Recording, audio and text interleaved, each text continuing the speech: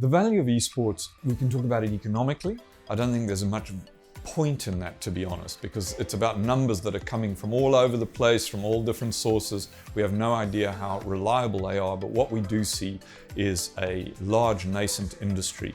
I think the value of esports is the community that it creates for the followers of particular games. So using esports as an umbrella title is actually not particularly helpful.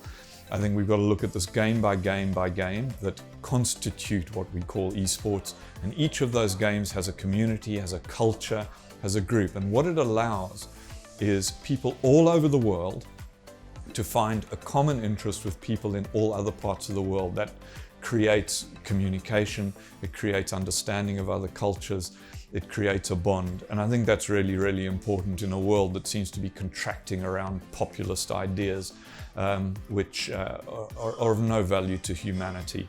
Esports is the opposite of that, and that's its value to me. Because games are evolving and technologies are evolving, we know that new games are going to come. That's the one certainty. I wouldn't predict what that is. So the one prediction I'll make that might be a little bit out there is that I think virtual reality is going to play a much, much bigger part as that technology develops. Both from a spectator point of view, it will be more immersive, but also games that emerge from the VR world are going to be massively different to our current experience of PC and console-based or even mobile-based games.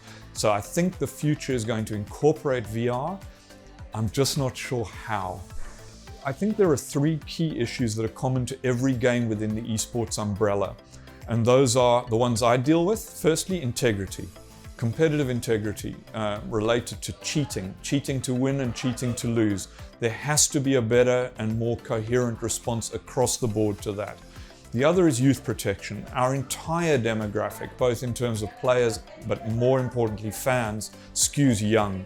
We have to address that. There's not enough protection, particularly online, for our fan base and our players within our industry.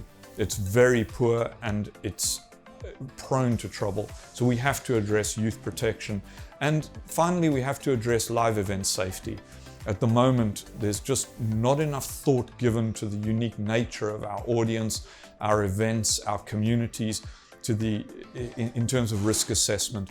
If we as an industry, the esports industry, is pretty diverse, get together on those three issues, there will be a quantum leap forward in the professionalization of esports.